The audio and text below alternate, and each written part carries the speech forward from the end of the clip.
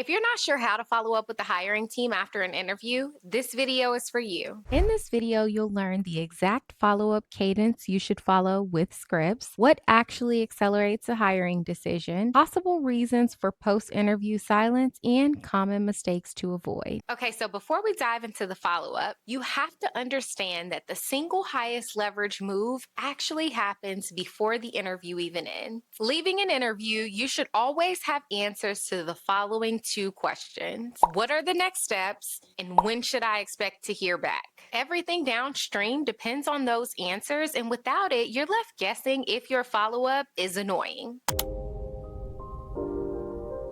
Okay, so for the first check in, we're going to do this one business day following the date that they gave. So if they told you that you can expect to hear back by next Wednesday, you are going to send this message on the Thursday if you have not yet heard back. On screen, you'll see a sample script that you can use. It's very simple, just letting them know that you want to check in to see where things stand. Hopefully, the first check in is enough to get the ball rolling, but if not, you're going to send a second check in 1 week following the initial email. This one is simple yet direct. You'll let them know that you're circling back on the role. You understand that timelines shift, but you want to check if a decision has been made or if the process is still underway. Okay, so let's talk about what actually accelerates a hiring decision. It's not because you need a job. It's not because you love the company so much and you're so excited to just get this offer. The one thing that actually has the power to accelerate a hiring decision is a competing offer. When you're going through the interviewing process and you've already made a good impression on the hiring team, chances are if you have a competing offer, they will accelerate whatever were your subsequent rounds of interviewing in order to try to present you with an offer that can actually compete with the competing offer. When you have a competing offer, you want to state it plainly and without threat. You want to say something to the effect of, I've received another role and I need to respond by insert date. This role is my preference, so is there any way for me to know where things stand before then? Now, if you're far enough along in the interview process and you've already made a good impression on the hiring team thus far, chances are they'll try to move some things around and make some things shake because they don't want to lose you as a candidate. A competing offer tends to be the best bargaining chip when it comes to negotiating your salary as well, but that's a whole nother video. Okay, so let's talk about reading the silence. I know we've all been a part of a job search process where we interview and then we hear nothing. It is just absolute crickets. Now, sometimes you've been ghosted, and I know that there's a whole lot of talk about that online, so I'm gonna just leave that over to the side.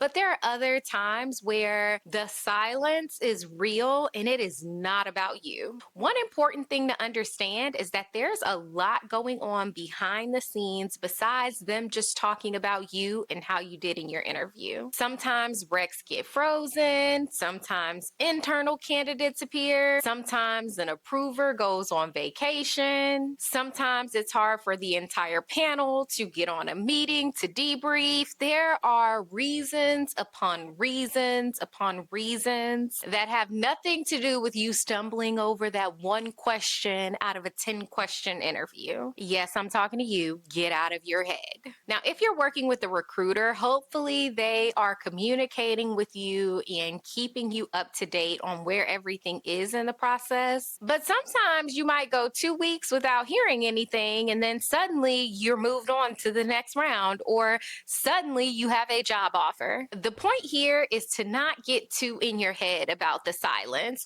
One important thing that I always recommend is if you do not have an offer in hand, keep on interviewing, keep on applying, keep the job search active. This way, if you did get ghosted, okay, on to the next. But if you didn't, guess what? You're going to move ahead in that particular role and you'll allow yourself to have other options on the board. Which reminds me to remind you again that having compete offers, best bargaining chip.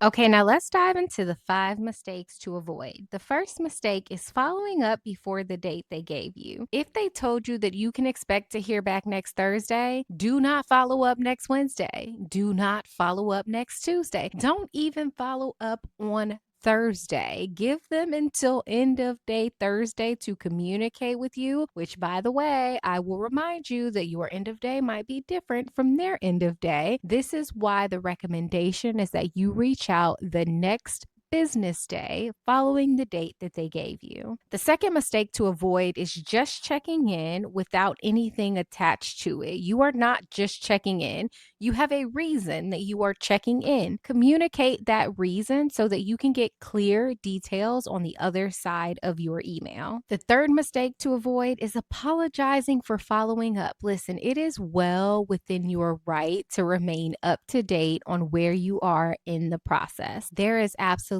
no need to apologize for asking for those details, especially when you are following this cadence that we've prescribed. The fourth mistake to avoid is every other day emails. You do not have to overload these folks' inbox. Instead, be sure to send the 2 intentionally curated emails that we discussed and call it a day. The fifth and final mistake to avoid is not following up at all. And really, this one is more for you. You deserve to have clarity on where you are in the process. You deserve to not be racking your brain wondering, what if, oh my goodness, they said they'd get back to me and they haven't. I wonder what they're thinking. I wonder what they're doing. Like, get the clarity that you need for yourself. The thing to keep in mind here is that we are all human beings at the end of the day. And honestly, just like you hopefully have other balls in the air in terms of other places you're applying and hopefully interviewing and things that you're doing, the person on the other end of this, so 9 times out of 10, the recruiter, but sometimes it is the hiring manager themselves who is doing all of the communicating. This is one slither of what that person has going on, let's say in work and also in life. And so, this is not to say that they should not work very hard to keep you informed and treat you like you are the prize, because you are the prize. But this is just to recognize that everyone needs grace sometimes. And so, following up based on the schedule that I've provided is the perfect balance between giving them the time and space to communicate in the way that they said that they would, but also following up to get yourself that clarity that you need and deserve. All right, so I hope this video helps you to feel more confident as you follow up with the hiring team after your interview. If you found it helpful, please be sure to subscribe and comment below to let me know what other how to videos would help you on your job search. Until next time, friends.